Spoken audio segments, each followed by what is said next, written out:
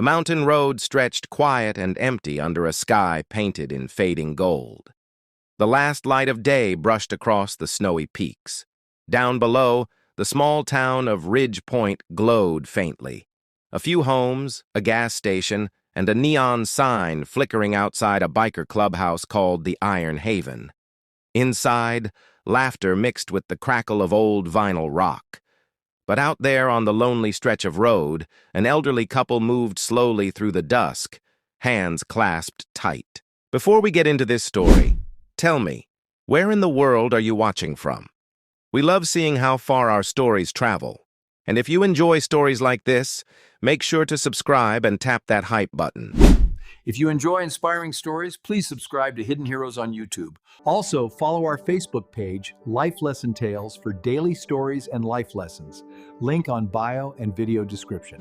Henry and Marjorie Whitlock had been walking for miles. Their old pickup had quit 10 miles back, and with no cell signal, they decided to follow the faint hum of engines up ahead. Marjorie's breathing had grown shallow, her lips pale.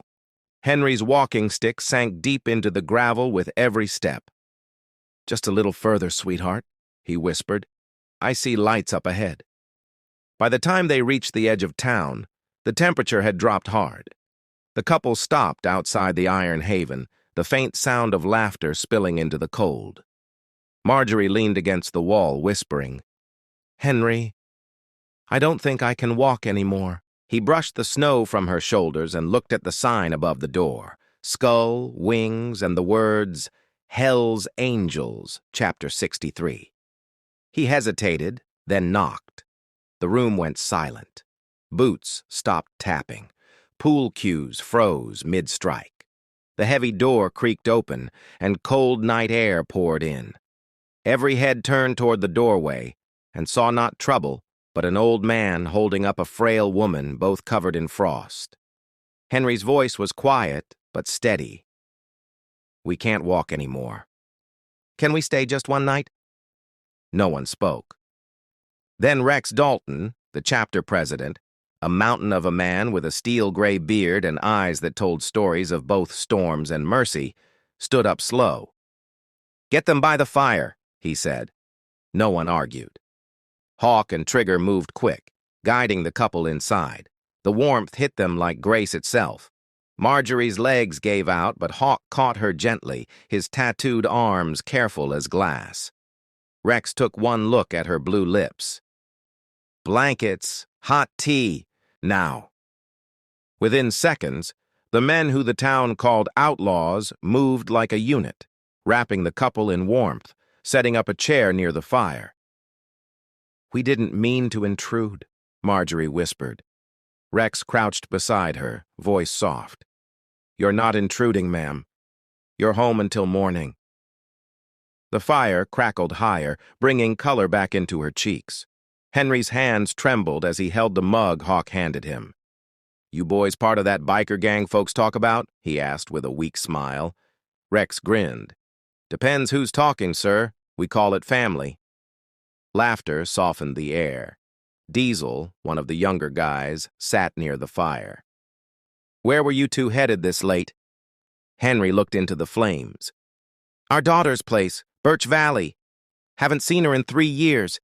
She's got a new baby. We wanted to surprise her, but the truck gave out halfway." The room fell quiet, not from tension, but something deeper. Rex's face shifted. He gave a single nod toward Trigger, who slipped outside. A few minutes later, his radio crackled. "Truck's done, Prez. Transmission's toast, but I got an idea." Rex looked over at the couple resting by the fire. "Yeah," he said slowly. "We could take them ourselves." He turned to his men. "We ride at sunrise." Morning came soft and silver. Frost covered the bikes like armor. When Henry woke, he saw men loading saddlebags with blankets, food, and coffee. "What are you doing?" he asked. Rex smiled faintly. "We're taking you home, sir." Marjorie blinked. "Home?" "Your daughter's place in Birch Valley," Rex said. "You two have done enough walking." Henry tried to protest, but Rex stopped him. "You didn't ask. We offered."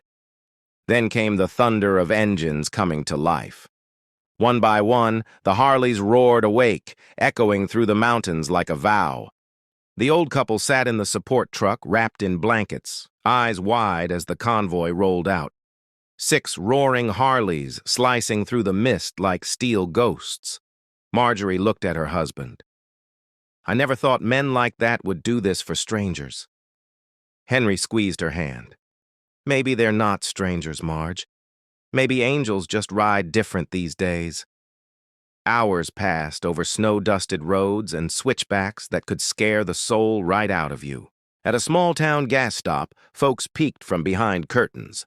But when they saw Marjorie waving from the truck and smiling, everything changed. Halfway to Birch Valley, a rock slide blocked the pass. The men didn't hesitate. Engines died, gloves hit gravel, and they started hauling stones by hand. Marjorie whispered through tears, "Look at them, Henry. They don't even know us." "They don't need to," he said softly. "They just know we need help." By mid-afternoon, they cleared the road, bleeding hands, torn jackets, and proud grins. When the engines fired back up, it sounded like pure faith. That night, they reached a ridge above Birch Valley. The town lights glowed below. Henry's voice cracked. "That's her town, Marge. That's our girl." Rex crouched by the truck window. "You ready to see her?" Henry nodded. "I don't know what to say after all these years." Rex smiled. "Start with, 'I love you.' The rest will figure itself out." When they rolled into Birch Valley, townsfolk came out of diners and shops, watching the Harleys move slow and respectful down the street. They stopped in front of a little blue house. Henry pointed. "That's her place." Moments later, the door opened. A young woman holding a baby froze, then whispered, "Mom, Dad." The reunion hit everyone hard. Tears, laughter, forgiveness, all colliding in one porch light. Even the bikers turned away, clearing their throats. When Grace asked who they were, Marjorie smiled through tears. "The hellsangels, honey. But I call them angels for a different reason." Inside, warmth replaced the cold. The bikers shared stew and coffee. Hawk made the baby laugh. Diesel played peekaboo. Henry lifted his mug. To the brothers who didn't have to stop, but did. To kindness that still rides the open road. They all raised their cups. When it was time to leave, Marjorie pressed a small wooden cross into Rex's glove. "For protection," she said. "You gave us back our family. The least I can do is give you a little faith for the road." Rex placed it in his vest, over his heart. "We'll carry it with us every mile." Days later, the local paper in Ridge Point hit doorsteps. Local biker club helps elderly couple reunite with family. Witnesses said, "Angels is the right word after all." Rex smiled, folded the paper, and tucked it under the wooden cross. Outlaws to some, yes, but to others, men of honor. And every time a Harley echoed through the valley after that, people no longer hid behind curtains. They stepped outside, smiled, and waved. Because sometimes angels don't fall from heaven. Sometimes they ride in on 2 wheels. If this story touched your heart, hit like, share, and subscribe. It helps us keep these powerful real-life stories alive.